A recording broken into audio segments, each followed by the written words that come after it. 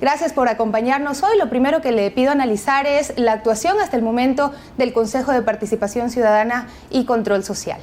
Buenos días, Sofía. Buenos días a quienes nos escuchan. Bueno, con las actuaciones últimas del Consejo de Participación Ciudadana, lo que se ha hecho es, ahora sí, configurar causales que les hacen susceptibles del juicio político, entre otras cosas, ¿no? No solamente del juicio político, sino también de los procesos que ya se están adelantando de investigación en la Contraloría General del Estado y en la Fiscalía General del Estado. Porque tratar de incumplir una sentencia de la Corte Constitucional evidentemente les exponía a eso.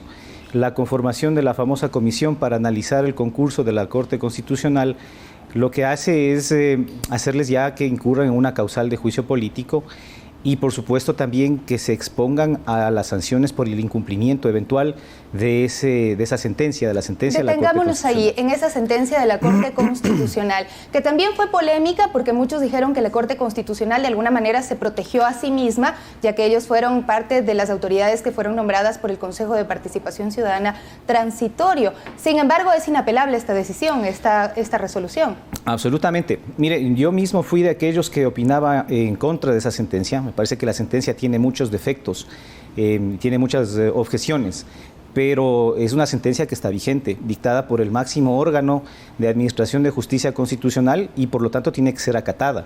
Mientras esté vigente tiene que ser acatada. Y si es incumplida, los funcionarios que la incumplan pueden ser destituidos. Y si es incumplida, los funcionarios que la incumplan pueden ser procesados penalmente. ¿Qué dice la sentencia? La sentencia básicamente lo que dice es que no se pueden tocar, no se pueden revisar las decisiones adoptadas por el Consejo de Participación transitorio.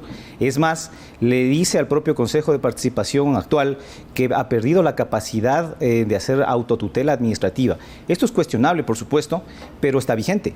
Y mientras esté vigente, pues hay que cumplirlo. Entonces, la actitud del Consejo de Participación Ciudadana efectivamente se expone a eso. Ahora, hay de por medio una sentencia que acepta una medida cautelar dictada por una jueza de acá de Pichincha. Y esa sentencia que dicta la medida cautelar lo que hace es suspender la conformación de la comisión y la consecuente revisión del proceso del concurso de la Corte Constitucional. ¿Qué pretendía esta comisión conformada por el Consejo de Participación Ciudadana con la votación de 4 de sus miembros? ¿Qué pretendía? ¿Pretendían cambiar a la Corte Constitucional? ¿Pretendían revisar los procesos administrativos? ¿Qué es lo que querían hacer con esta comisión? Bueno, eso es una de las cosas que no se entiende de los consejeros que tomaron la decisión, porque lo que ellos manifestaron después, cuando se dieron cuenta de las múltiples reacciones que surgieron, es que no pretendían destituir ni reemplazar a los jueces de la Corte Constitucional, que lo que pretendían simplemente es revisar el proceso administrativo que se ha dado en el concurso. Lo cual obviamente es un trabajo sin mayor sentido. O sea, eventualmente revisar el concurso, establecer que hubo ahí omisiones, que hubieron observaciones y no hacer nada con esas observaciones, es un trabajo inútil, ¿no? Y entonces el Consejo de Participación no está para hacer cosas inútiles, debería dedicarse a hacer lo que está mandado a hacer por Constitución y por ley, que es convertirse en este puente entre la ciudadanía, entre las demandas ciudadanas, entre los mecanismos de participación de la democracia directa y los órganos constituidos del poder público. Para eso existe el Consejo de Participación Ciudadana, por lo menos mientras exista. Y lo único que ha hecho hasta ahora es tomar esta escasa decisión. Lleva 1 mes y medio ya de posesionado y la única decisión relevante que ha tomado es esta. Eso también les hace incurrir en causales de juicio político porque no han hecho lo que tenían que hacer, las tareas que les están encomendadas por ley y por Constitución. Ese incumplimiento de funciones, como se determina en este proceso de inicio de juicio político en contra de algunos de los miembros del Consejo de Participación Ciudadana, el haber tomado esta decisión de conformar esta comisión? Sí, por supuesto, porque obviamente están ya exponiéndose a incumplir, están aprestándose a incumplir una sentencia, un dictamen de la Corte Constitucional. Y obviamente eso les hace violar la ley que les obliga a cumplir, entre otras cosas, el ordenamiento jurídico. Y parte del ordenamiento jurídico es la sentencia de la Corte Constitucional que hace una interpretación de la Constitución, nada menos, no es una sentencia cualquiera, es una interpretación de la Constitución solicitada por el Consejo de Participación Transitoria. Ahora, antes de esto ya había iniciados procesos de juicio político, sobre todo en contra del presidente del Consejo de Participación Ciudadana, de José Carlos Tuárez. Se tomaba en en consideración su condición como sacerdote en uno de los procesos iniciado por el asambleísta Villamar. En el otro caso también pues algunos argumentos que había mencionado otro de los asambleístas, Tello, que también pues había iniciado este proceso en contra de él, pero también en contra de Walter Gómez por un supuesto proselitismo político. ¿Cómo ve usted estas causales? ¿Estaban configurando bien estos procesos? Claro, hay que diferenciar, ¿no es cierto? Las causales de juicio político tienen que ser aquellas que se producen dentro del ejercicio de la función. Lo que ellos han hecho antes, o las prohibiciones o las supuestas inhabilidades que tenían antes para inscribir sus candidaturas, no son objeto del juicio político. Estas sí son objeto de revisión por parte de la Contraloría General del Estado, que ya está haciendo un examen especial a ese proceso de inscripción y de evaluación de las candidaturas. O sea, ¿quedarían desestimados de alguna manera estos inicios de juicio político que se habían hecho? Por esas razones, sí. Lo que ellos hicieron antes no es objeto del enjuiciamiento político. Pero lo que han hecho después se ha ido sumando, digamos, y esto sí ya da razones para que, y de hecho los asambleístas así lo han presentado, han hecho alcances ya a las acusaciones de juicio político para analizar estas cosas que ocurrieron con posterioridad, ¿no? Esta conformación de la comisión, los actos supuestamente proselitistas del consejero Walter Gómez, que ya fueron hechos posteriormente al ejercicio de la función. Y además también, obviamente, la falta de información en la que el señor Tuárez incurrió en la propia Asamblea Nacional. Por favor, cuéntenos, pues para que podamos entenderlo, cómo irían estos procesos y lo que usted manifiesta que ya se han hecho algunos alcances. ¿Cuánto tiempo podrían durar estos procesos si se agregan estas documentaciones o estas causales para una posible destitución por juicio político? Mire, las acusaciones de juicio político están o ya han salido de la comisión en la que se generaron, que es la Comisión de Participación Ciudadana, me parece. Y hasta donde se conoce, lo que han hecho algunos asambleístas es presentar alcances ya con los últimos acontecimientos que se han producido. Yo pienso que en estos días debería reunirse el CAL, el Consejo de Administración Legislativa, y calificar esos juicios políticos. Luego de lo cual el proceso pasa a la Comisión de Fiscalización. En la Comisión de Fiscalización se hará un informe para establecer la procedencia de esos juicios políticos y se dará ya el inicio y la sustanciación del juicio en sí mismo, donde se permitirá que vayan los funcionarios y también que vayan los asambleístas acusadores y presenten sus argumentos y presenten sus evidencias. Con los argumentos que hemos ya revisado, ¿tienen alguna oportunidad los consejeros que están dentro de este proceso? Bueno, sí, si somos respetuosos del debido proceso no hay cómo adelantarse, digamos, hay que permitir que ellos hagan sus descargos y luego de hecho sus descargos, obviamente la Comisión de Fiscalización enviará su informe con la sugerencia o no de la censura y la eventual destitución para que sea discutida en el Pleno.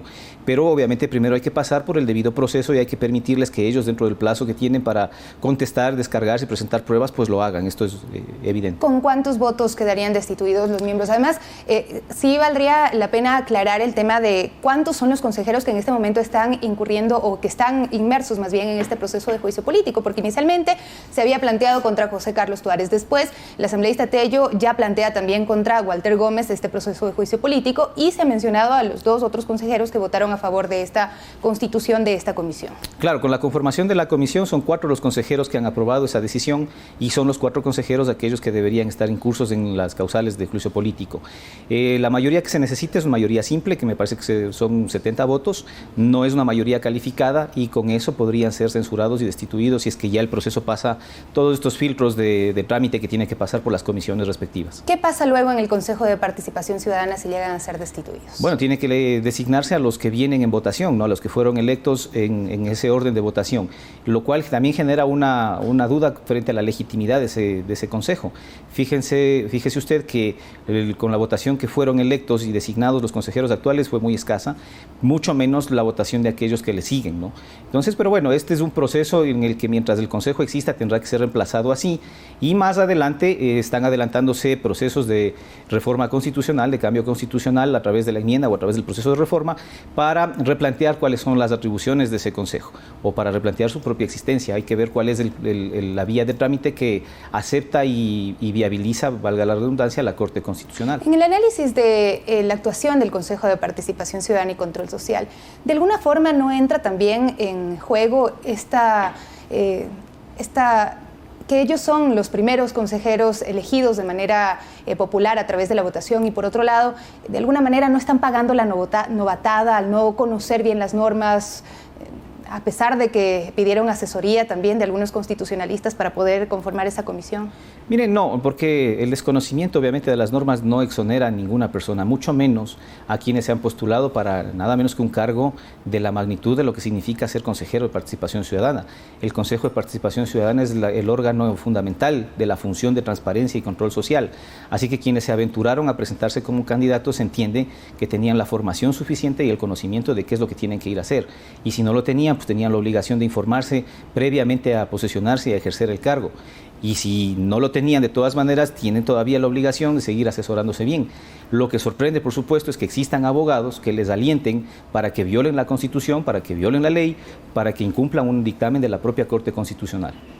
Es importante pues, poder revisar cómo se va a reconfigurar también, porque ya en el Consejo de Participación Ciudadana y Control Social de alguna manera se había establecido una mayoría que también, digamos, en términos políticos, generaba pues, ciertos roces con otras fuerzas políticas, ¿no? Porque se había constituido una mayoría que de alguna manera representaba o tenía cierto acercamiento al expresidente Rafael Correa. ¿Esto de alguna manera no cree que provocó que todos estén atrás del Consejo de Participación Ciudadana y Control Social? Miren, la dinámica política obviamente está presente, los intereses políticos están en juego, es inevitable aquello en un órgano que ya se conformó políticamente porque son designados por votación popular, y pese a que una de las reglas de la elección era que no pertenezcan a partidos políticos, era inevitable que ellos tengan un ascendiente político. Entonces, obviamente eso no se escapa a la lógica política, la conformación de mayorías y las decisiones que se tomen, pero esa lógica política tiene que ser disciplinada por el derecho, y el derecho, cuando lo disciplina, les obliga a que cumplan las normas. Y dentro de esas normas, por supuesto, una sentencia que está vigente, que puede ser cuestionable, que puede ser criticada, pero entonces los abogados que les alientan a que incumplan con esa sentencia, antes que alentarles a que la desobedezcan, lo que deberían hacer es asesorarles si acaso hay alguna manera de impugnar o de cambiar o de reformar los contenidos de esa sentencia. Esa debería ser la obligación de esos asesores que tienen. Ahora sí nos queda la duda de qué pasará si es que el Consejo de Participación Ciudadana y Control Social logra sobrevivir a estas reformas que se piensan plantear, porque muchos pues están bogando por la eliminación del Consejo de Participación Ciudadana, pero si llegara a sobrevivir, las reglas para la elección de los consejeros estuvieron mal planteadas. ¿Cuál es su análisis al respecto? ¿Deberían darse reformas en este sentido? Sí, fue un error. El momento en el que se planteó la pregunta en la consulta popular, fue un error no plantear la pregunta directamente proponiendo el cambio constitucional hacia las tareas, hacia las atribuciones del Consejo de Participación. Lo único que se hizo fue cambiar la integración y obviamente conformar el Consejo Transitorio. Ese error se puede enmendar ahora con una reforma constitucional para establecer el cambio de las atribuciones. Yo no soy de los que piensa que se puede vía reforma, mucho menos vía enmienda, eliminar el órgano como tal. Eso requiere de una asamblea constituyente, porque obviamente ese Consejo de Participación es el corazón de la función de transparencia y control social.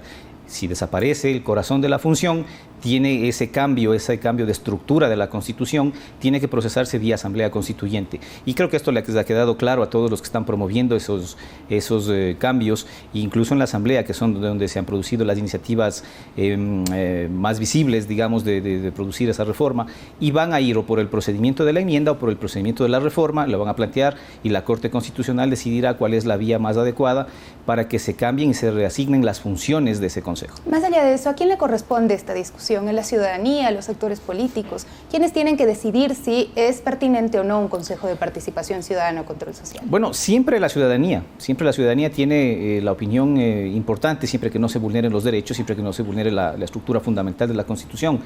Y por eso es que es importante que el proceso que se haga sea el procedimiento de reforma, porque ahí existirán los dos debates del órgano representativo, que es la Asamblea, y esta propuesta de reforma será consultada posteriormente a la ciudadanía. A mí me parece que es el procedimiento que más se apega a la Constitución, además de que es el más expedito.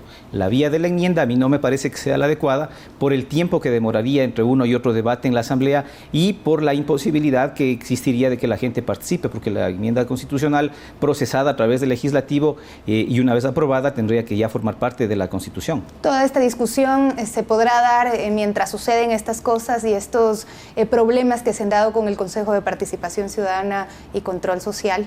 Sí, yo diría que más bien es necesario que se den con ocasión de estos problemas, porque lo que está evidenciándose ahí es una crisis institucional, es un órgano cuyas funciones y cuya integración resulta patológico al sistema jurídico y por lo tanto tiene que ser reformado.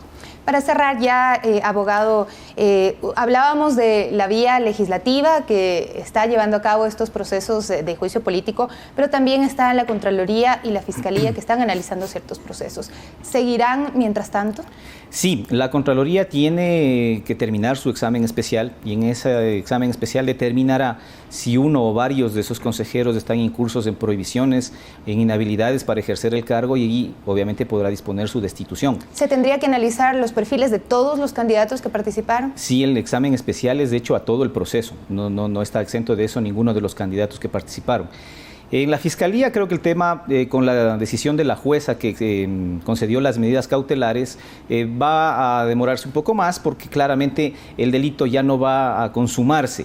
Lo que ocurrió acá es que empezó a prepararse una eventual delito de incumplimiento de decisiones de la Corte Constitucional con la conformación de la comisión, pero no se ha consumado todavía tal incumplimiento y la jueza que dictó las medidas cautelares precisamente ha dispuesto que se suspenda. Por lo tanto, hasta ahí quedará, me parece, el tema de la Fiscalía en lo que tiene que ver con la conformación de la comisión, porque hasta donde conozco, la Fiscalía también está analizando otros aspectos como son los documentos presentados por los presuntamente falsos, ¿no? ¿Cuál es la pena para este delito que se está tratando de seguir a través de la Fiscalía? El de incumplimiento de funciones hasta 3 años de privación de libertad. Muchísimas gracias por acompañarnos el día de hoy. El abogado constitucionalista Stalin Raza nos acompañaba en Primera Impresión a través de Pública FM, Ecuador TV y Gama Visión. Nosotros hacemos una pausa y enseguida regresamos con otro tema. No se vayan.